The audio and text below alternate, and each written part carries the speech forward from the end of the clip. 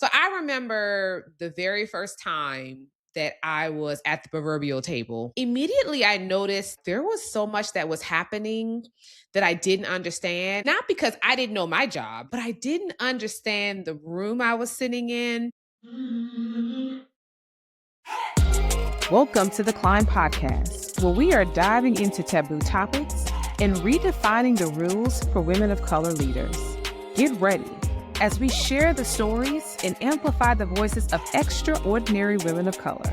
From navigating workplace challenges to celebrating triumphs, on this podcast, we've got you covered. So buckle up and join us as we embark on today's empowering journey.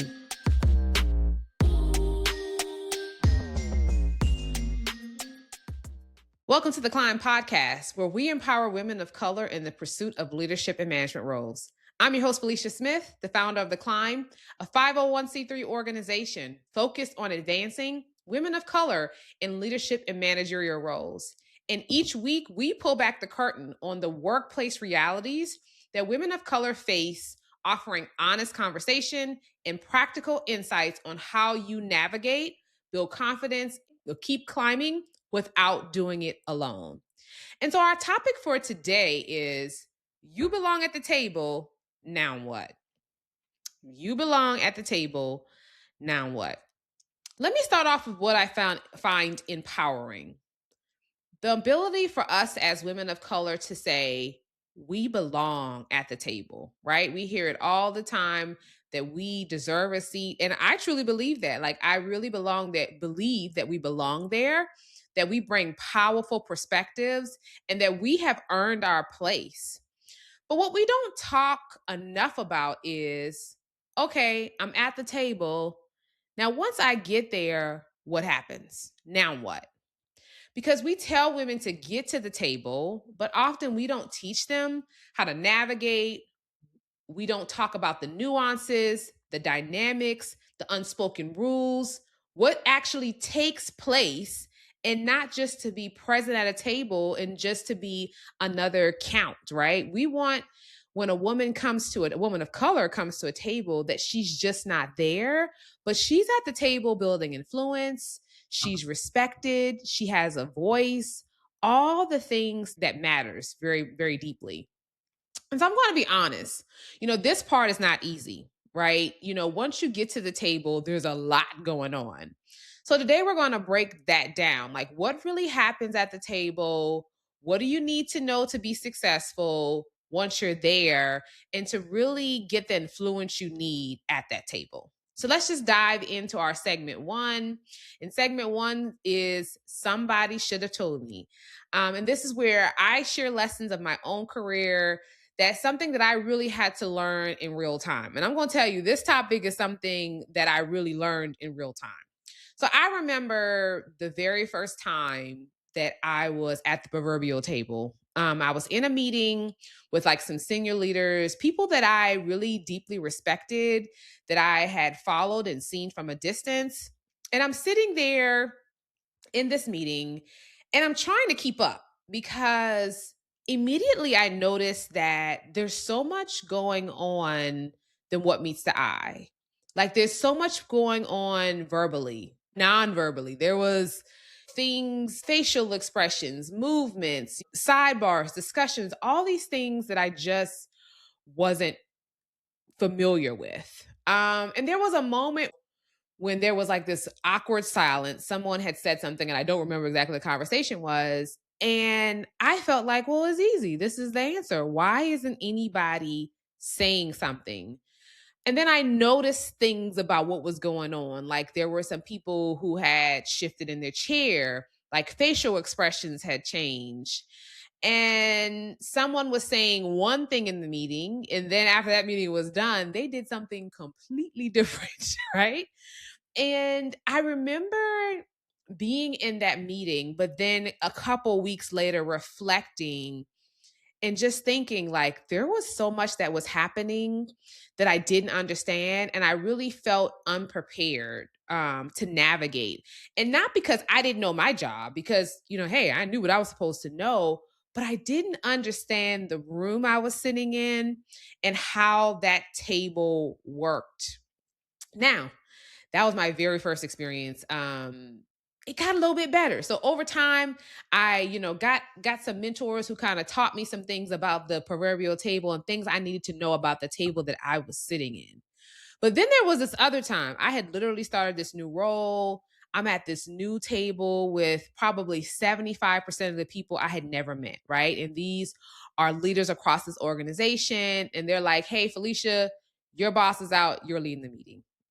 So I'm leading a meeting with people that I don't even really know. I don't fully understand the dynamics. I don't know what's going to happen.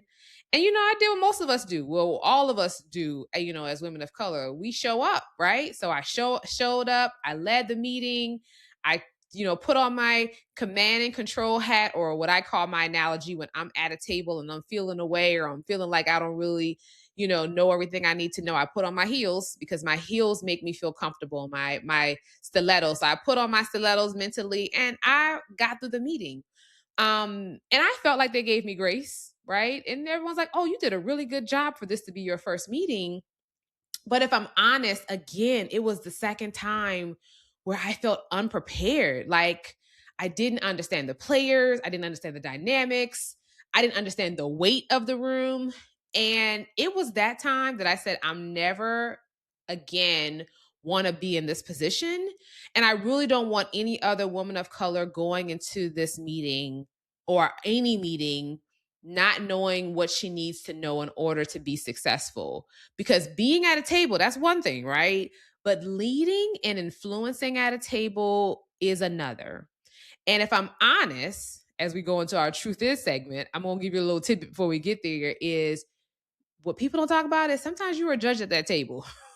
And that's an uncomfortable truth because, we just talk about having the seat, but the seat does mean something. And so we're going to dive right into Truth Is segment. And this is where I talk about what's really happening that no one really explains. And the truth is, the table has rules, right?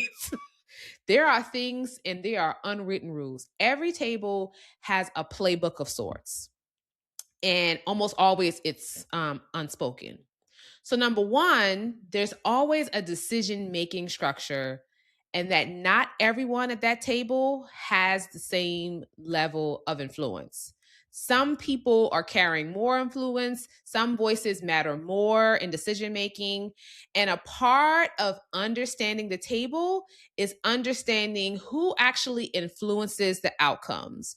And so, one of the things I like to do before I go into a meeting is understand who's going to be at that meeting and what is their role or rank and position. Like, what is their part in the meeting? What are they supposed to be bringing to that table?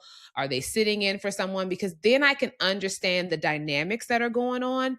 And if there is something where I know a topic is going to be contentious and on the front end of that meeting, I need to have a discussion with those who I know that are going to influence the meeting or ask questions or build that relationship. I want to do that on the front end if possible. And so I'm always very keenly aware of a meeting invite on who may actually carry influence in that meeting. And that is different depending on the table. So the second truth is the loudest voice is not always the most influential. As a matter of fact, typically the loudest voice is not always the most influential. There'll be people who will talk a lot, and then there'll be people who barely speak. And then there'll be people that when they do speak, everyone listens. So that one person, you don't hear them say anything all meeting, and in the last 5 minutes they say something and you like, you know what? That made sense. So do not confuse the volume with influence. All right. Pay attention to the room. Pay attention who shifts the room. Pay attention if it's your first time in the room to when a person speaks, what it does to the rest of the group. Are they intently listening, or is a person talking and you can tell they're in their head just, counting sheep or thinking about what they're doing tomorrow?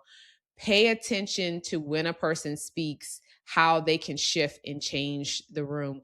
I remember, I'll give you one more story, being in a meeting and I went to this table, I was presenting. naively, I knew the table, but I didn't know the table. It's one of those things where you think you know till you get there. And I remember a leader of mine who I'd worked for before, we were sitting at the table, and I was like, yeah, I'm about to brief this thing, da da da. And he said, ooh, tough crowd. And in that moment, I thought to myself, like, oh, shucks, like I might be in trouble. Luckily, what I was briefing, there was another leader in there who really was an advocate for it. So literally, y'all, the first like 10, 15 minutes, I am getting eaten alive. Like there's a couple people who are not feeling what I'm talking about, and they are going in. And it's so much going on, I'm not even having the opportunity to recover the way that I need to recover. But as soon as that person begins to talk, the whole table begins to shift. And now everyone's receptive to what I'm saying. And did I thank God for him? Because if he was not at that table, they would have eaten me alive. And I'm going to be honest, sometime in your career, you're at a table and you're going to get eaten alive. But it was a moment where I really understood his influence at that table and his ability to take many, many leaders and to shift them on a topic where they were very much not supportive of what I was saying. And then as soon as he spoke, all of a sudden everything changed, right? So truth 3 is the unspoken is just as important as what is said. That's truth 3, but it's really like truth 3, but it's also number 1. You have to understand that what is not said is even more powerful than what is said. The body language of a person in a meeting says everything. Facial expressions, the tone, the energy of the room. You learn a lot just by watching how people are responding, because sometimes people are not going to say that they disagree, right? They will look like, okay, but their body will tell it sometime. Or you'll learn, you go to a meeting, somebody will agree, but then you notice after the fact that they didn't really agree or they do something different. So the next time you come into this room with that person, you're going to look at them a little bit differently. You're going to be like, you know what, I need to pay attention to so-and-so, because the last time they said, they were here for it and they were not there for it. And so understanding that sometimes, people are not in agreement, and sometimes the unspoken, the body language and all that nonverbal cues are the things that matter just as much as verbal cues. And then the final truth is context matters, right? Sometimes meetings have history, right? This might be your first time going into this meeting, but sometimes there are things that happened before you got there. There are relationships that may have gone well or didn't go well. There are past decisions, there are tensions, there are priorities. And if you don't understand the context of which you are walking in, you can completely misread a room. So you got to know before you walk into that room if there was something going on before you got there. And oftentimes you need to ask those kind of questions like, hey, is this the first time this topic has been discussed? What do I need to know about people's feelings in the past? Poll the people who are closest to you so that you understand if you are the person who's presenting what you're walking into. And that being that I described to you earlier, I did not do that well enough, right? And if it hadn't been for that one person in the room who was an advocate, they would have eaten me for lunch. And by right, because I did not fully, for that meeting, pay attention to who was in the room and understood the tensions that was there. So that is super important. Like, you have to do your due diligence prior to a meeting. Like, just going in there and sitting and winging it, sometimes that'll work. Most of the times it will not. So make sure that you know that. I said the final truth, but I really got one more. Okay. If you are serious about your next level, the room you're in matters. The Climb Impact Brunch is bringing together women who are building, leading, and navigating what's next. This is where real conversations happen, connections are made, and opportunities start. And it's all in support of a fundraising initiative, creating leadership access for the next generation. Your seat helps provide a leadership experience for 30 young women at no cost to them. The question isn't if you should be in the rooms, it's why you wouldn't be. So join us at the Harborside Hotel in Oxon Hill, Maryland on Sunday, April 26th at 11 a.m. Seats are limited. Secure yours now. So my other truth is that there is no universal playbook. So I just told you probably 3 to 4 different stories of myself. And there wasn't a universal playbook. Every table was a little bit different. The people dynamics were different. The rules were a little bit different. The context was different, which means every time you enter a new space, you have to learn it. This isn't a situation where once you got it, you got it. No, even today, if a new meeting goes on my calendar, I'm trying to figure out the atmospherics before I walk in. I'm trying to read the read ahead. I'm trying to understand what I am walking into, because I know every time I'm in a new space on a new topic that I have to understand and learn what I need to do in order to be effective in that space and gain influence. So the question becomes, how do you actually show up powerfully in an environment, right? And so we're going to talk about that. I'm going to give you, in our final segment, another rung mended and climbed. This is where I'm going to give you all my insights and turn it into action, which I kind of feel like we did that in Truth Is, but we're going to just wrap it up in a nice little bow. Okay. So how do you show up powerful at a table? There's going to be 5 things. 5 things, right? Y'all ready? Let's hit it. Okay, so no matter what table you are, know that there's value and you belong, period, full stop, right? So I'm giving you a whole bunch of atmospherics, which I know sometimes can be overwhelming and scary because you're already nervous about being at a table. And now I'm telling you about reading faces and body language and all this pre-work. And I know it's a lot. But none of that negates the fact that if you have been invited into this room, you belong. You were invited for a reason, and everyone at that table has something to contribute that they know really well. And then there are things that they have no idea about. Probably the thing that you're bringing to the table, right? Everyone has gaps. Everyone has something that they don't know.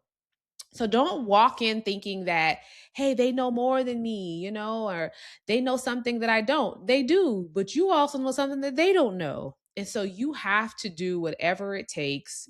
For me, first going in, it was me putting on my metaphoric heels. Now I'm probably most of the time wearing heels, but in my mind, I put on my stilettos, and you can't tell me nothing, right? I know everything. No, I'm joking. But I know what I know once I put on my metaphor heels, because they give me the confidence I need to continue and to move on. Okay, number 2, listen and observe, right? Not just to what's being said, again, but what's not being said. Watch the room, watch the reactions, watch the engagement. If people start flipping sides, see if you stayed too long. You want to see if people lead in when a person's talking, whether you're capturing something important. The room will tell you everything you need to know if you're paying attention. Now, in addition to paying attention, number 3 is you're going to have to build relationships, right? You're not going to be able to figure out everything alone. You're going to need someone who understands these rooms that's going to have to help you to navigate and understand. So you're going to have to find somebody you trust, who can help you understand and interpret the room. Someone who you who you can trust to ask the question, was that just me or did something feel off, right? Or, so-and-so said this, and although XYZ shook their hand, I don't really think they bought into that. What was your thoughts?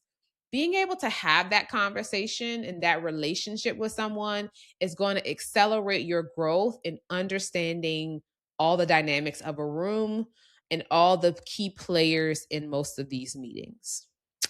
Number 4, ask questions. Again, once you build that relationship with that person you trust, ask them the questions, be curious, clarify, understand, engage, and over time, you will learn what to ask in a room. I think one of my superpowers have been the ability to create safe spaces with more than one person to be able to ask the questions that I need to ask without feeling shy about it, right? To say, hey, I just really need to know, can you explain this to me? And by the grace of God, I would say they've been receptive to me asking those questions and really wanted to teach me. And the reason they wanted to answer my questions is because I was curious and asked. A lot of times people are afraid to ask because they're afraid of the perception someone will have about you. But when you have created a relationship where they feel okay doing it, you can do it. Okay. And then the final one is speak intentionally, right? You don't have to have the most to say, right? When you speak, be clear, be concise, be purposeful. And even if it's brief, because the table is not a place where you're just talking so that you can be heard. You want to bring impact to the table.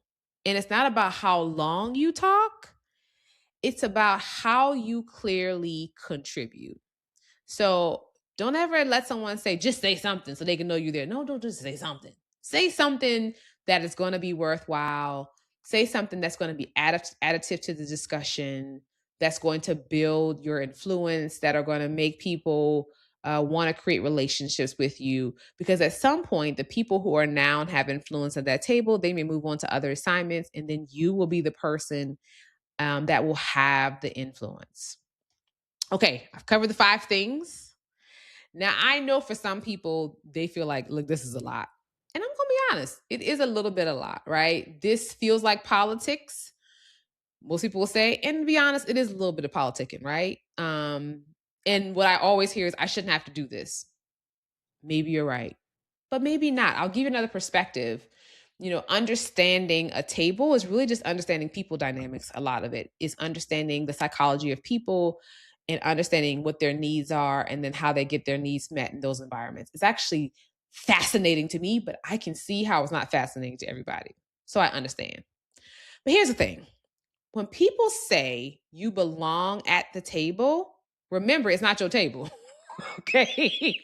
We always say you belong, and that is true. Again, I agree. You belong at the table, but remember, it's not your table, right? So when you are stepping into a space where the rules already exist, and if you want to be successful in that space, you're going to have to learn how it works, right?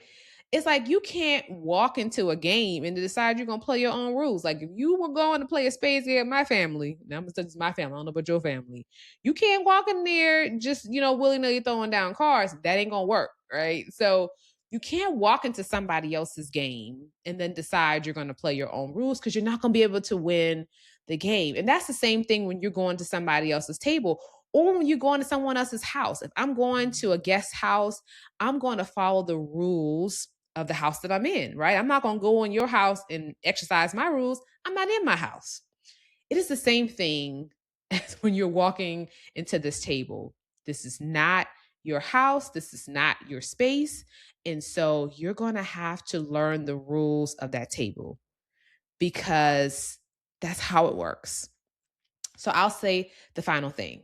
You're at the table. Now it is time for you to learn how to navigate the table. That's the pod. If this podcast episode resonated with you, share it with another woman who's stepping into rooms she's worked hard to enter. And remember, we are not just climbing careers, we are building ladders. Until next time, keep climbing, keep striving, and I'll see you next week. Thanks for tuning into the Climb Podcast. If you enjoyed today's episode, don't forget to subscribe, rate, and review us on wherever you listen to podcasts. For updates and behind-the-scenes content, make sure you're following us on Instagram and LinkedIn at Join the Climb. Until next time, keep climbing and keep thriving, sis. See you next episode.